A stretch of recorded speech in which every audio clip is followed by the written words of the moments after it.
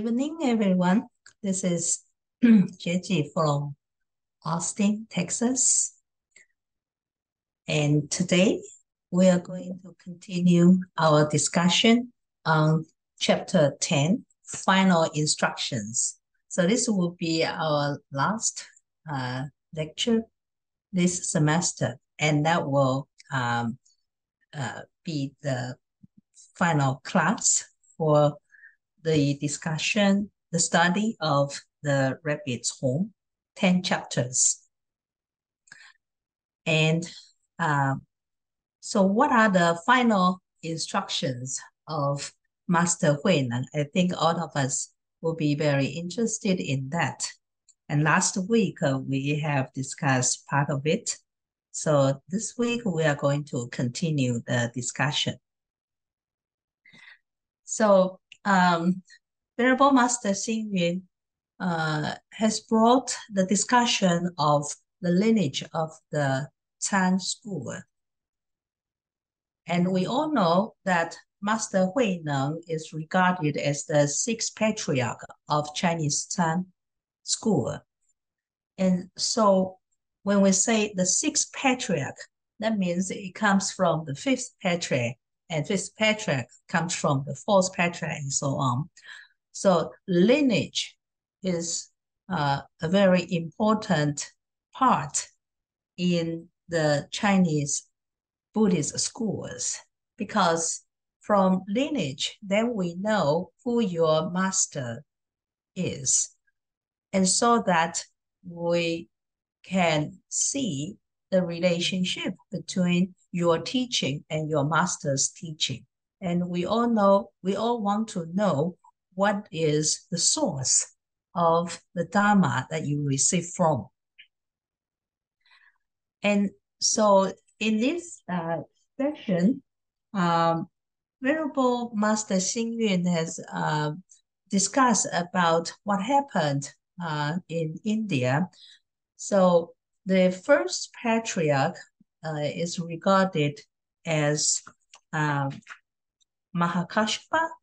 So if you like, you can see the chart in page 321. So I would not list the names here. So the first patriarch of Tan school, okay, not Chinese Tan school, but the Indian Tan school, it starts from Mahakashapa. And then it comes from one generation after generation, handed down from the master to the disciples up to the 28th master, that is Bodhidharma or Bodhidharma in Chinese. And it is Master Bodhidharma brought the teaching, right, of meditation from India to China. So in China, Bodhidharma is also regarded as the first patriarch of Chinese Tan school. So the Bodhidharma, Master Bodhidharma, he is regarded as the Tan master in Indian tradition, Indian Buddhist tradition, and also regarded as one of the great Tan school masters in Chinese Buddhism. Okay? And so therefore, in total, in this chart on page 321, we can see that up to from Mahakashapa up down to Master Huineng in China, in total, there are 33 masters. And from Master Huineng, there is no listing of the seventh patriarch and the eighth patriarch and so on, because from Master Huineng, it stopped, handed down the robe and bowl to his disciples. Okay, and this is following the advice from the fifth patriarch. And what is handed down ever since Master Huineng, okay, to symbolize the continuation of the lineage, is handing down the light. And we call that the endless light, 无尽灯 in Chinese. Okay. So the lineage that we have learned from this chapter, the Buddhas also, it doesn't start from Shakyamuni Buddha. Before Shakyamuni Buddha, there are already other Buddhas that are also continuing the lineage of the Dharma. So the Buddhas and time patriarchs, both, they received the Dharma directly from their teacher, and they are also using the Dharma to hand it down the light endlessly. And time masters' lives, that they represent the Dharma. Okay, the life story of a time master represent the Dharma. And so their lives also are considered as part of the never-ending light of Dharma transmission. Okay? So when our Venerable Master Xing Yun is also regarded as one of the lineage of Chinese Chan school. So Master Xing Yun's life also regarded as representing the Dharma, okay? And then is also handing down the light of Dharma to us. And so continue the discussion of chapter 10.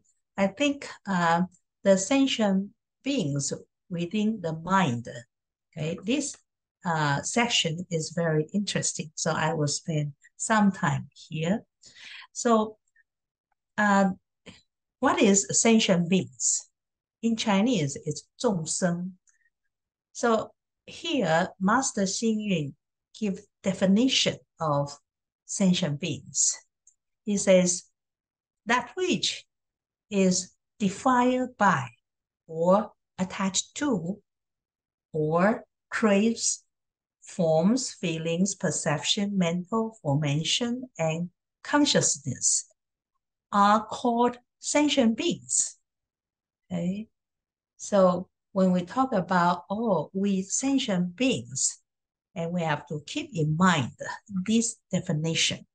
So forms, feelings, perception, mental formation, and consciousness are what we know as the five aggregates. So the five aggregates, of course, are not confined to just human beings, but in humanistic Buddhism, we say that we focus more on the discussion of human beings. So sentient beings are those who defiled by, attached to, and craves the five aggregates. Okay. And it also says that sentient beings arise from the combination of the five aggregates. Okay. So this is the continuation of the definition that I have mentioned.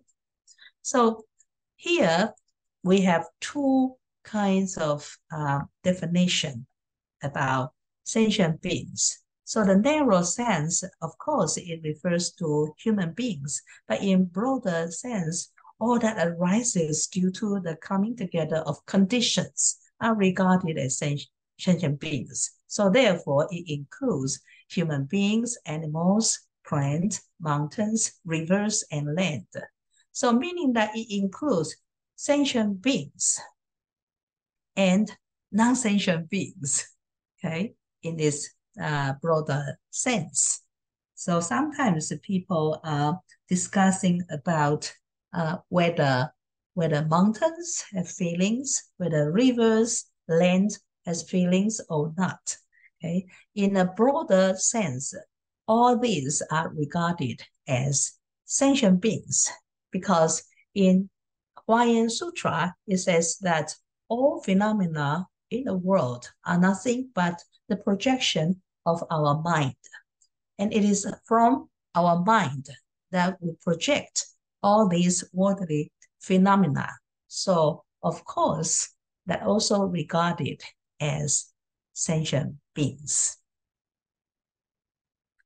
So it further says that whether you are a male or female, worthy or unworthy, high in a high position or a low position, all that are born in this world is regarded as sentient beings.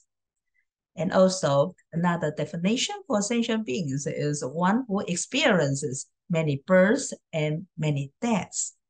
So take we human beings, we ordinary human beings as an example. In this one lifespan, we also have experienced already. Okay? We have experienced many births and many deaths.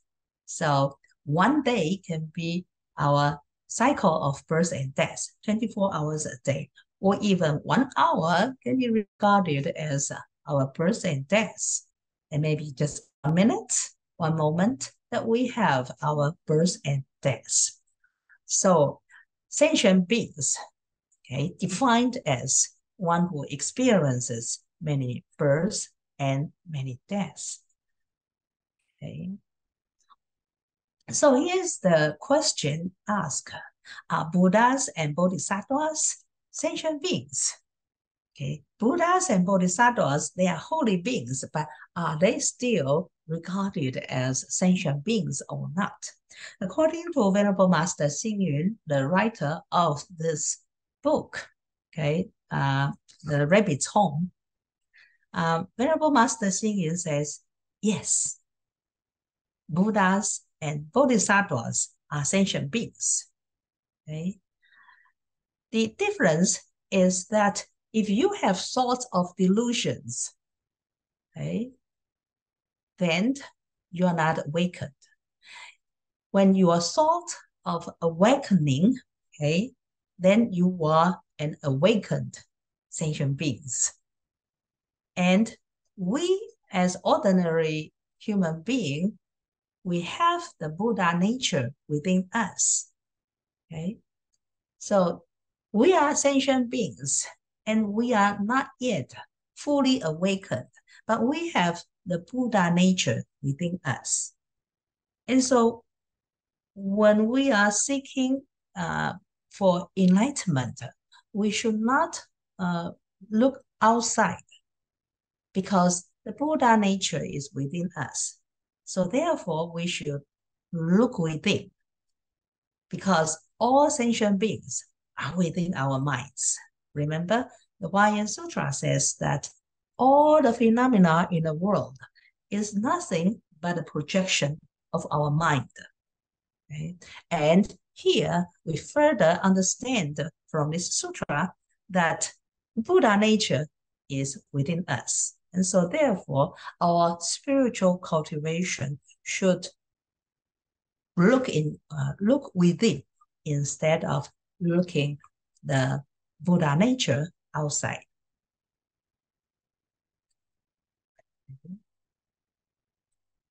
So here, the author bring up a Q&A, a dialogue between Master Huineng and a disciple called FaHai. Okay. So it is said that before Master Huineng was about to pass away, then the disciple asked him a question. He asked, what teachings will you leave behind so that the deluded people of future generations may see Buddha nature? So this is a disciple knowing that the teacher is teaching about Buddha nature, okay? But they are ordinary people, deluded people that they still don't understand the Buddha nature. So FaHai is a student asking the master, the teacher, for advice. So you are going to pass away. Your staying in this world is not long. So therefore, please tell me, what are you going to teach the deluded people in future so that they can see their Buddha nature? And guess what the master says? Master Huineng says, then my teaching is to let them know, to let them understand sentient beings. Okay? So if we don't know the Platform Sutra, it is very difficult for us to understand the Master Huineng's answer to FaHai. What is to understand sentient beings? So, say for example, I'm talking to you. You are in front of the screen. And if I say that my answer to your question, okay, my teaching, what is my teaching for you to understand the Buddha nature?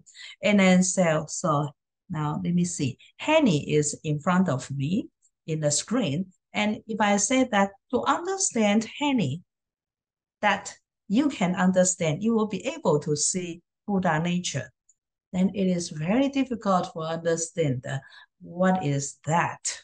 Okay? So Master Xingyun says that if we can recognize the sentient beings within our intrinsic nature, our Buddha nature will appear. Okay? So the most important thing is that if we understand, we can recognize that sentient beings is within our intrinsic nature. And do you remember that intrinsic nature is also like a synonym for Buddha nature? But in the Platform Sutra, Master Huineng prefers to use the term intrinsic nature to describe our Buddha nature. Okay?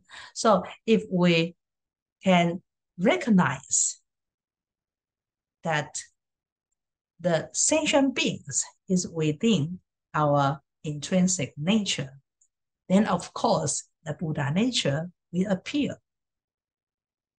Okay? And the purpose of giving that kind of instruction is that we ordinary people, we students of Chan school, we are easily to seek outside.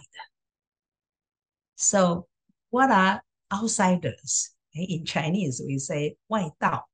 外道 is those who look for the way outside of the mind. So anything that you cultivate your mind, you have to focus on your mind inside yourself. Whenever you are looking outside for your enlightenment, that is regarded as 外道 or outsiders. Okay? And so therefore, the teaching is that we have to reflect upon ourselves instead of seeking the Dharma outside the mind.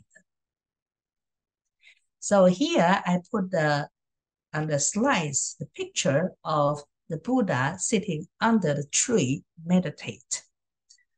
So this part of the story we all are very familiar with, that before Buddha got fully enlightened, he sat under the Bodhi tree and then he meditated. In his meditation, he realized what has happened to all beings, all sentient beings in the world, and what are their relationships, and what is his own relationship with all beings in the world. And then he sees the connection, the integrity of all beings. Okay? So it is from looking inside that the Buddha finally can claim that I am a fully enlightened one. I am a Buddha. Okay? So the Buddha's experience of getting fully enlightened can be a witness of what is described here, that we have to reflect upon ourselves rather than seeking the Buddha, the Dharma outside the mind. And then Venerable Master Xingyun here give us an example of a gatha, okay, that describes the process, the proceeding of how a Chan master Dongsan Liangjie got enlightened. So of course, Dongsan, Master Dongsan is being working very hard in finding what is his enlightenment. And so one day he walked by a river.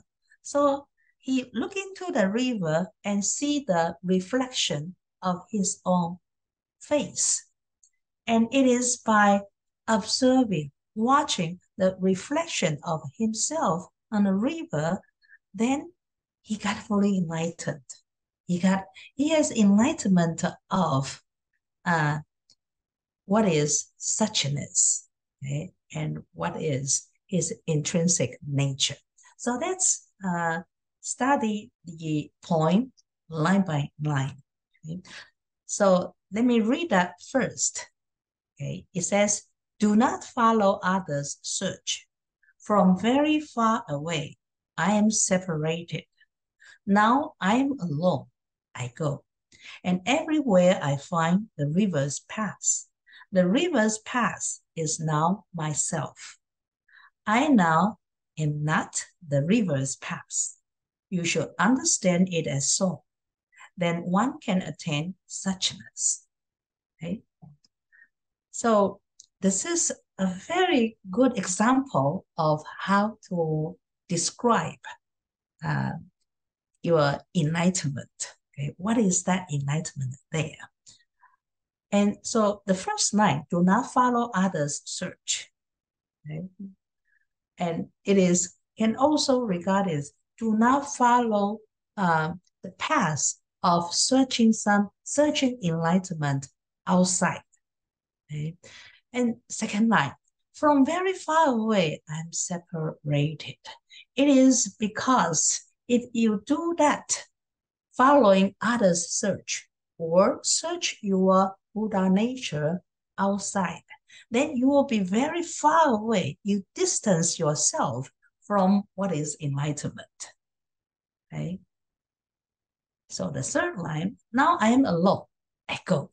So therefore, I don't follow others' paths. I just all alone by myself. And then I would walk on the path to my enlightenment. The fourth line, and everywhere I find the river's path.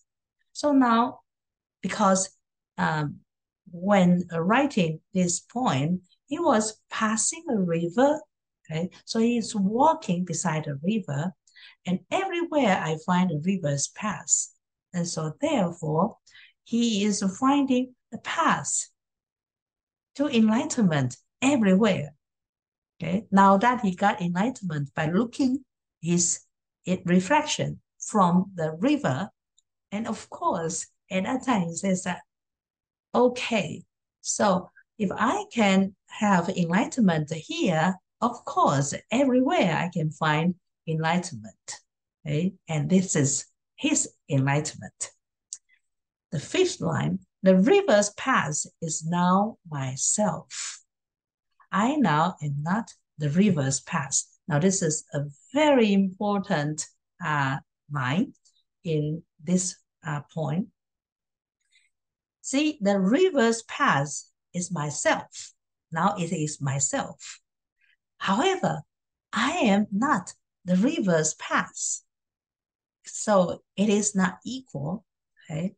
The river's path is now myself. And then I can also say that the table is now myself. The book is now myself. Okay, because that is how I find my enlightenment. I can find my enlightenment through all different approaches. So the river's path is just one of it. Okay, and I am not. But if you say, who am I? Of course, I'm not the river's path. The river's path is just one of my enlightenment, right? And then you cannot just equate that. Of course, this I is much, much bigger than the path, the river's path, okay? And you should understand it as so, then one can attain suchness. Okay. So give another example that, okay, in this point, the Dongsan Liangjie, Master Dongsan Liangjie, is by seeing his reflection in the river so that he get enlightened. But the reflection is just a reflection. It is not Dongsan himself. Okay, so we have to understand this to be able to see that we have seen our Buddha nature inside. Okay, because the reflection is just a tool for Dongsan to realize his own Buddha nature. And so that, of course, the reflection in the river is not Dongsan. Okay, you cannot equate this. And I hope you understand this. So anyway, in this point, the main point of this point is that do not seek your Buddha nature or your enlightenment from outside. You have to seek the source, the never-ending source of what's inside yourself, and that is your Buddha nature or your intrinsic nature. Okay, so that is the discussion of sentient beings. Next, the third topic that Master Xing discussed in this chapter is the issue of life and death. And many people have discussed about the question and ask, what is the purpose of Buddhism? Why you learn Buddhism, why you practice Buddhism, why you go to a Buddhist temple and participate in the chanting service or participate in a meditation retreat. Okay, so give a very simple answer to that is the purpose of Buddhism is liberation. And liberation from what? Liberation from the cycle of life and death. Okay? And so in Chinese Buddhism school, there are many schools, in total about 8 schools, but later the 2 most popular ones are the Pure Land School and the Chan School.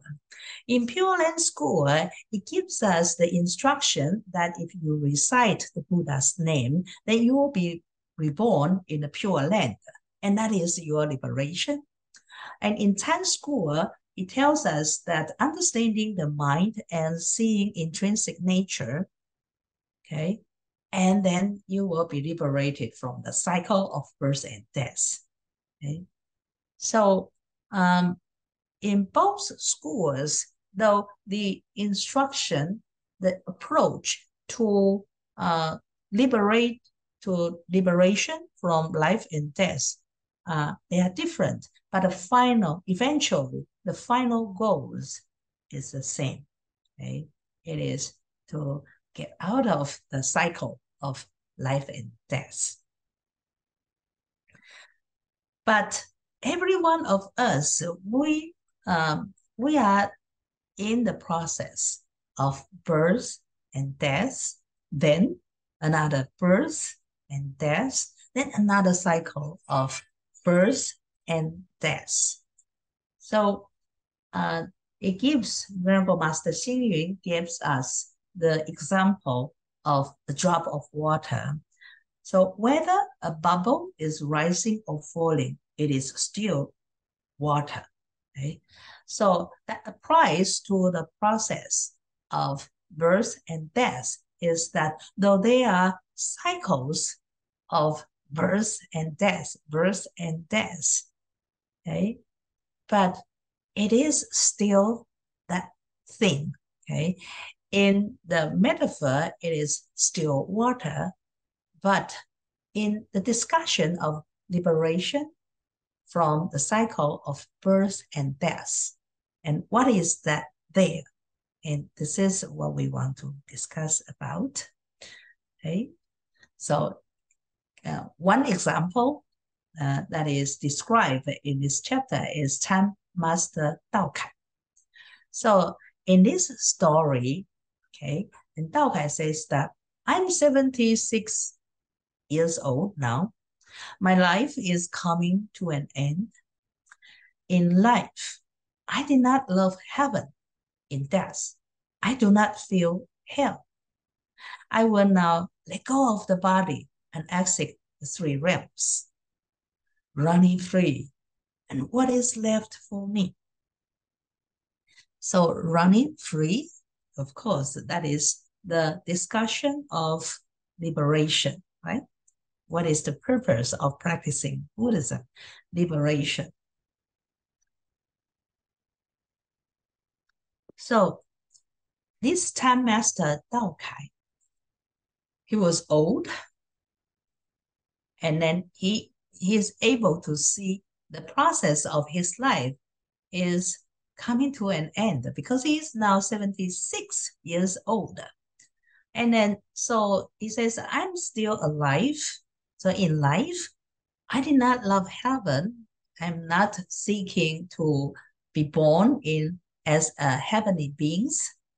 And then when I die, I'm not afraid of going to hell, since hell is also one of the six realms in the cycle of birth and death. Okay? But here it says that I will now let go of the body. So by finishing this life, I'm going to let go of this physical body. And not only that, I'm going to get out of the three realms, meaning that I'm no longer in the cycle of birth and death because I'm running free. I want to be liberated from the cycle of birth and death. So if I'm shaking off the shackles of the bindings of life and death, then what is left for me? Okay, what is left for me? So like in the picture that you see the chain, right? The chains is hooking one after another. But if you let go of the links, then also you are like the birds, that you can fly freely. Okay?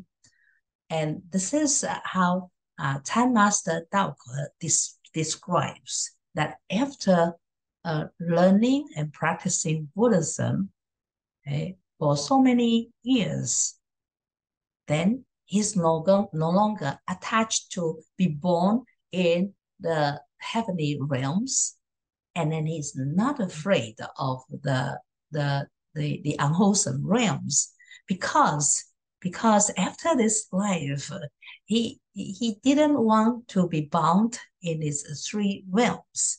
He want to be liberated from the three realms. And so there will be nothing left for me. If there is anything left there in him, then he is still in the cycle of the birth and death in the three realms. So liberation is a very important topic discussed among Buddhists. And for Chan practitioners, they are not greedy for life and they are not afraid of death. They can see life and death as liberation, meaning that what is the liberation for Chan practitioners? Okay? You are in the process of birth and death. Like in this picture that I shown you here, you are born as a baby, you learn in school, you grow up, you go to work, you get married, you have kids, and then you get old, and one day you die. And after you finish this life, you going back to be born again as a baby. So you are in the process of life and death. But for real-time practitioners, you will be able to see life and death as liberation. So meaning that there is no separation from life and death, the process, the cycle, and what is regarded as liberation. It is all in how you perceive, how you see the process of life and death. If you are able to see that, remember, if you are able to see sentient beings, okay, then you will understand that in all sentient beings, they all have that Buddha nature. And your liberation is not outside the sentient beings. Your liberation is within the sentient beings, so that you can see life and death as your liberation, because your Buddha nature is there. Okay, so here, Master Xing Yun gives another example between Time Master Baofu and his student. Okay, and so the student asked the teacher, when the time has come, meaning that the time to die, okay, when the time has come, should the Time Master go or stay? Should a Time Master, meaning that should a Time Master try to stay in the world longer, or you just let go, you just go? Okay, and the teacher, Baofu, did not answer the student directly. So he asked, what do you think is the best, to go or to stay in the world? So the student says, whether living or dying, let nature take its course. Meaning that the student's opinion is that you just follow the nature, okay? What is most natural for you to follow, then you just take it, okay? And so the master, the teacher's answer is very interesting. He says that, when did you overhear the words in my mind? Meaning that you can read my mind. This is exactly what I think that I will do. I will follow the nature, to let the nature take its course. So after saying that, the master Baofu, he sat in meditation and passed away. Okay? So while we are talking about liberation, we're talking about after this life, where are we going to, or whether we should stay longer, try not to go away immediately, try every method to sustain this physical life. A practitioner should keep that in mind, that whether we are living or dying, we should let nature take its course. And that reminds me of nowadays, people have a longer lifespan, right? It is because we have better medication, medical system that can help us in sustain this physical life. But some people, though they can live longer, the lifespan extends longer, but the quality of human life need not to meet the qualified life. Okay, so when the times arrive, okay, when the times has come, then personally, I also think that we should let nature take its course if we want to have a quality life. Because to extend our physical life by better nutrition, by taking medicine, more better caring system, if we cannot have a quality life, then I think a longer lifespan is meaningless.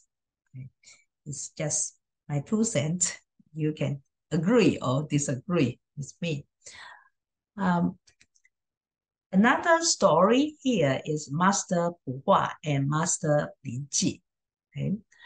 So the story goes like this. Master Pu Hua went on his alms round to gather cloths or robes.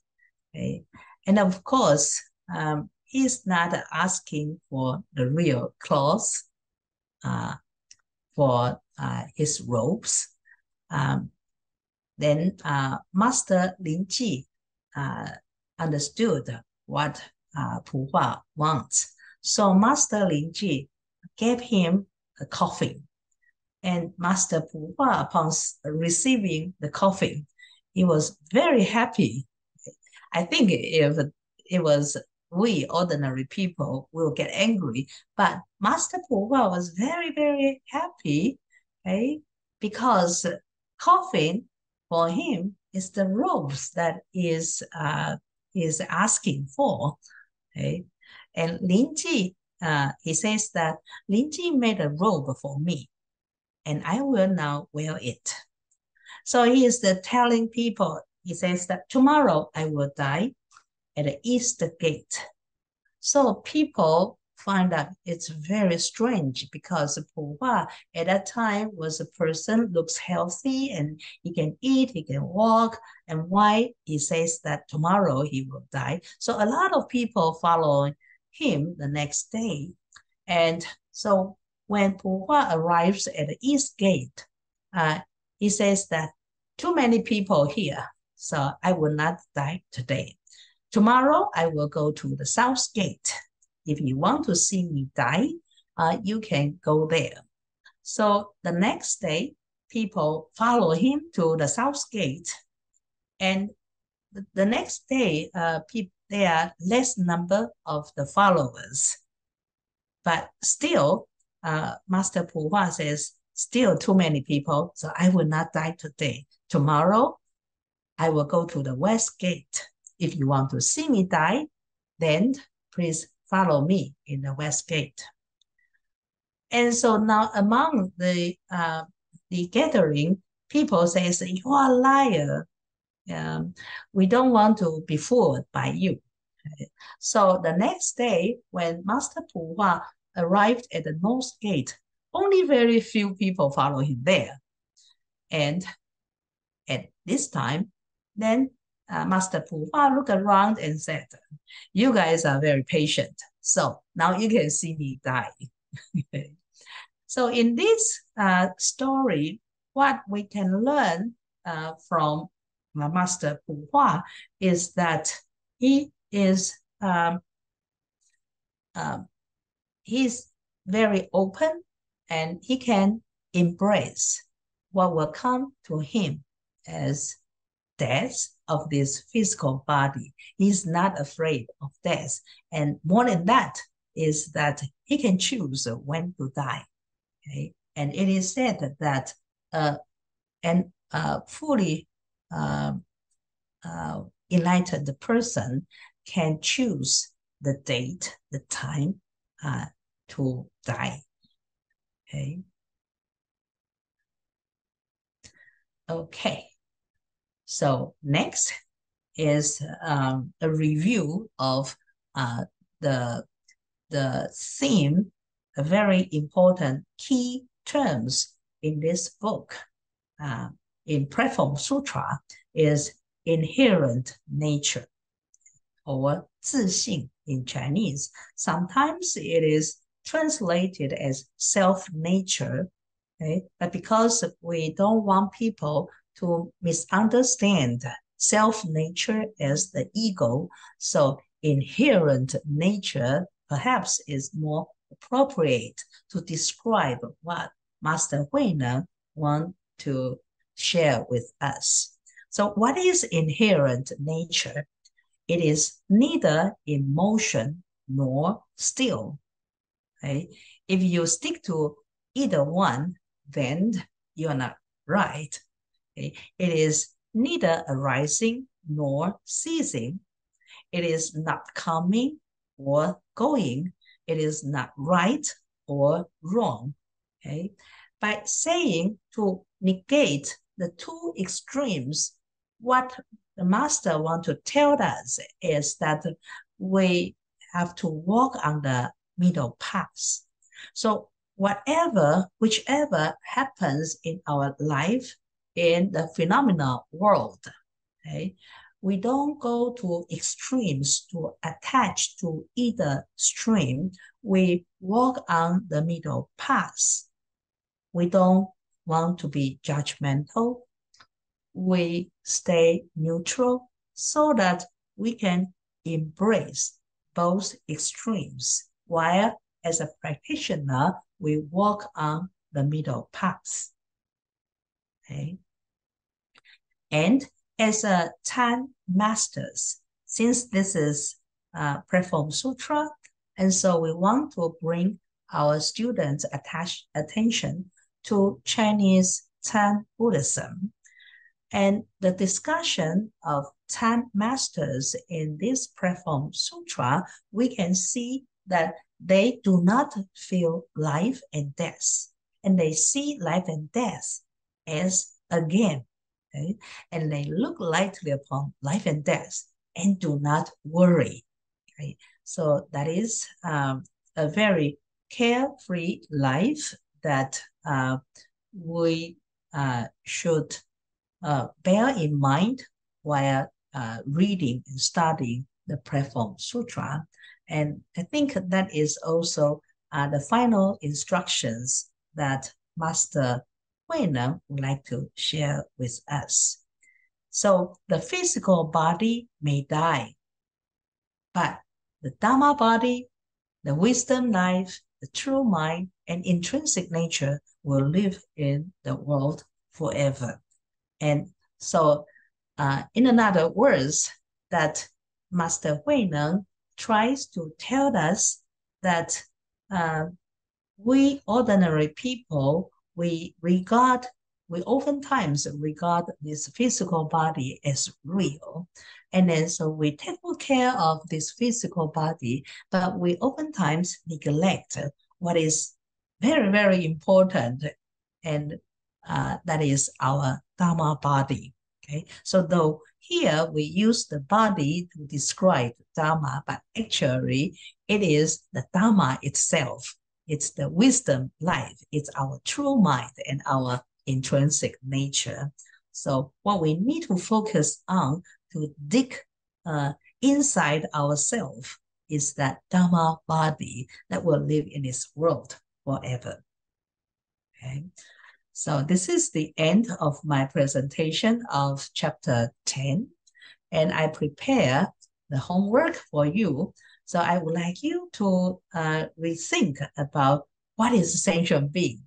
Okay? Remember that when asked what is sentient, what will you teach in the future generations about Buddha nature? And Master Huineng says that, okay, I will teach them to understand sentient beings. So therefore, we have to know what is sentient beings. The second question for your homework is, what is regarded as outsider? Okay. We are Buddhists, and we think that we study the sutra and we practicing Buddhism, but in our daily life, are we a genuine practitioner?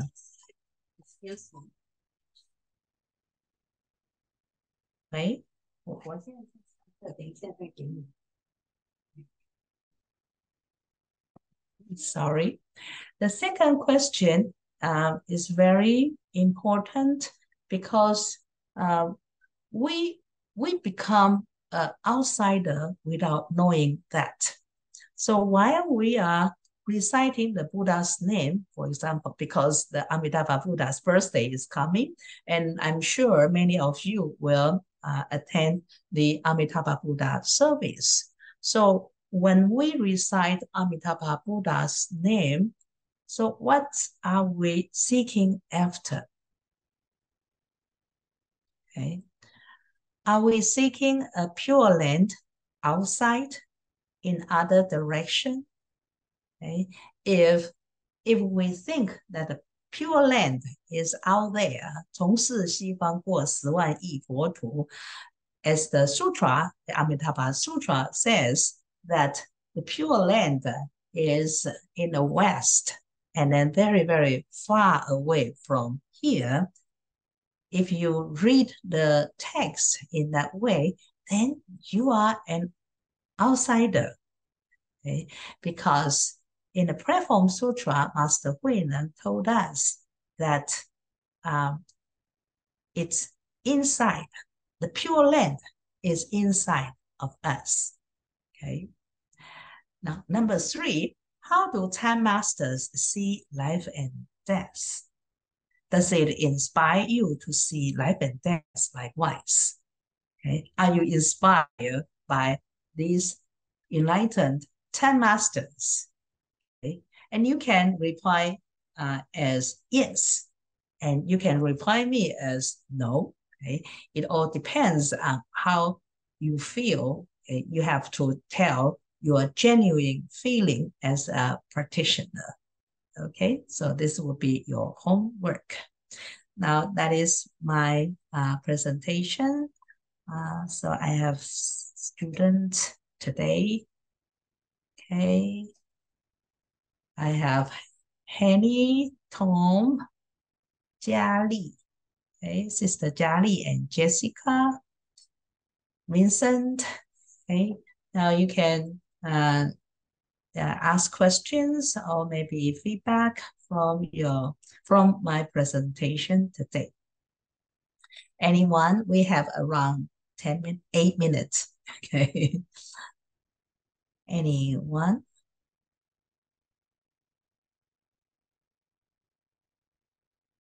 Okay. Yeah, thinking about your Buddha nature? Or are you still afraid of the life and death of asking questions? Okay. Anyone? Any?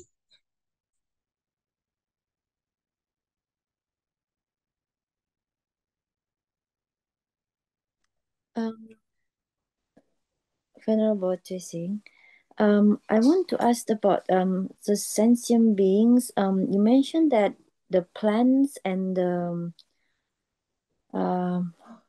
land is called sentient beings too. Yeah. Okay. Yeah. So it's in whether it's in narrow sense or a broader sense, right? So have you heard of Tan Koan? It says that Master Dao Sheng is talking about Dharma, 生公说法, right? And then even a rock stone would nod its head, right? 顽石点头. Have you heard of that? And so we wonder why a rock could nod its head, okay? And so if not the rock, then who is nodding the head? Okay.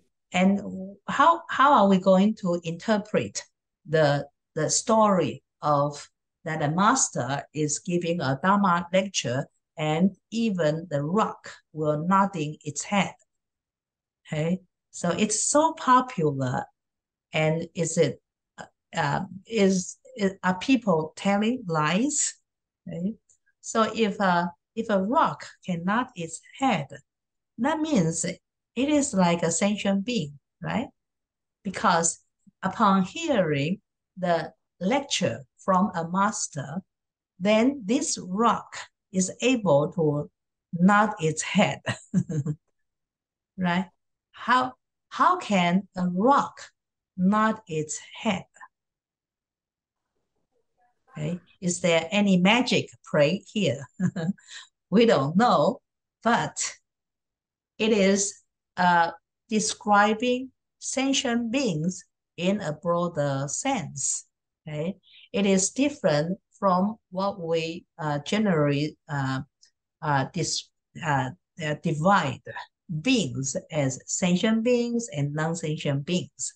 I think you got stuck in non-sentient beings, that a being without life, without feeling, right?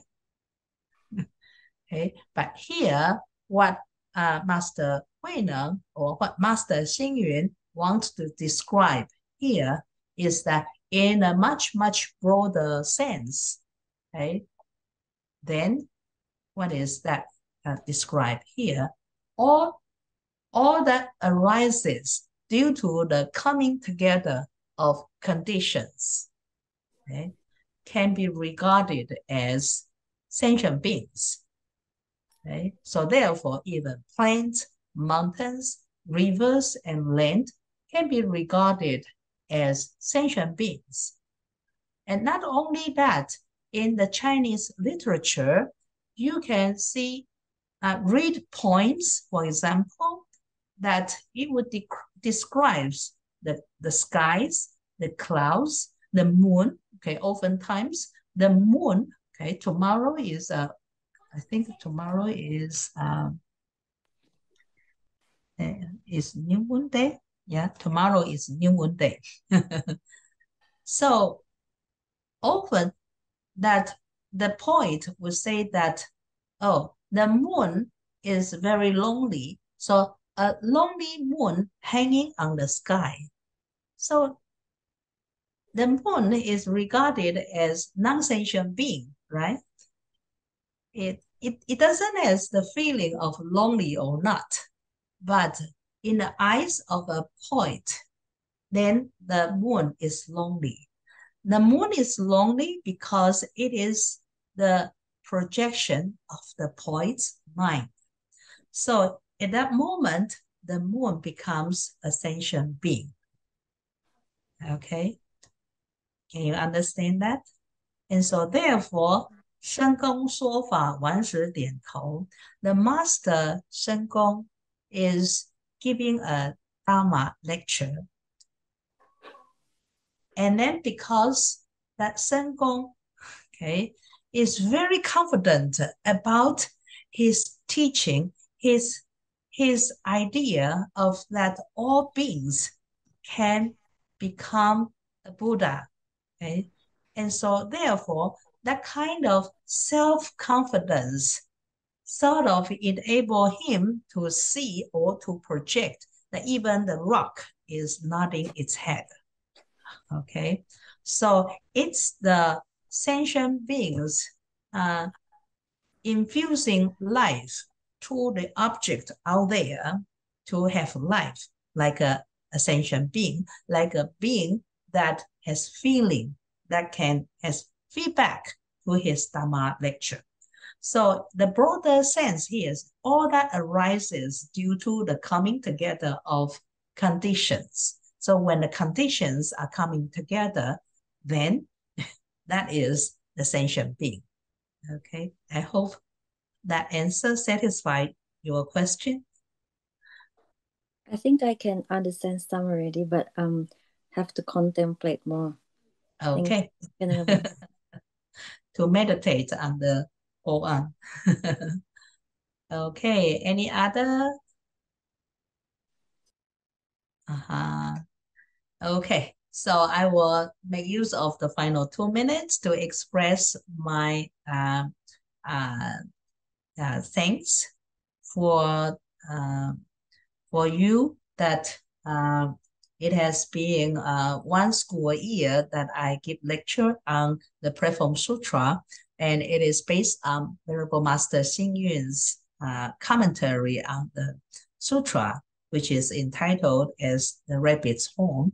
The rabbit's horn doesn't exist in the world, but it tells us that we ordinary people, we are seeking the rabbit's horn without knowing it.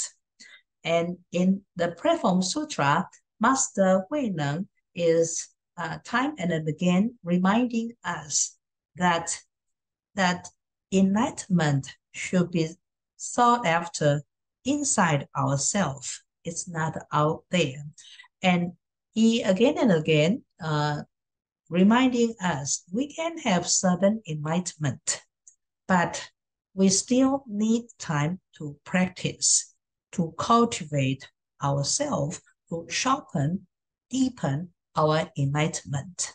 And so after sudden enlightenment, it doesn't mean that we don't have to cultivate ourselves spiritually. On the contrary, Master Huineng, using his life story to tell us that even after his enlightenment, he continues to cultivate among the multitude in the hunters team, for example.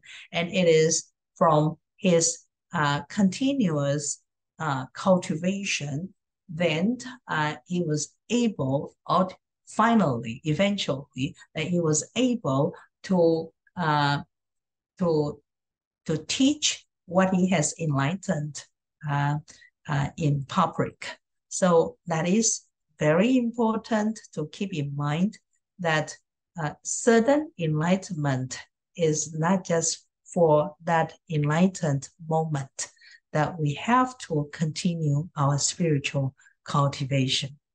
So I would like to wind up my lecture in this school year. It has been a wonderful teaching experience in online. And though I can only see some of you in real time, but I'm sure that before or after the class, you continue to read the text yourself. And Venerable Master Xing Yun's comment on this platform sutra is really, really helpful for us to understand more about what is in Master Huineng's mind, and also enable us to understand why Master Xing Yun is promoting humanistic Buddhism. And there is a very strong connection between Platform Sutra and Master Xing Yun's humanistic Buddhism. Okay, thank you. And hope to see you sometime in future, and hope you continue to register in the FoGuangHuB to continue your study on the Buddhist sutras. Okay, bye-bye. Okay, bye-bye. Thank you. You're venerable. Bye-bye. Bye-bye. Thank you. Bye. Good night. Venerable. Good night.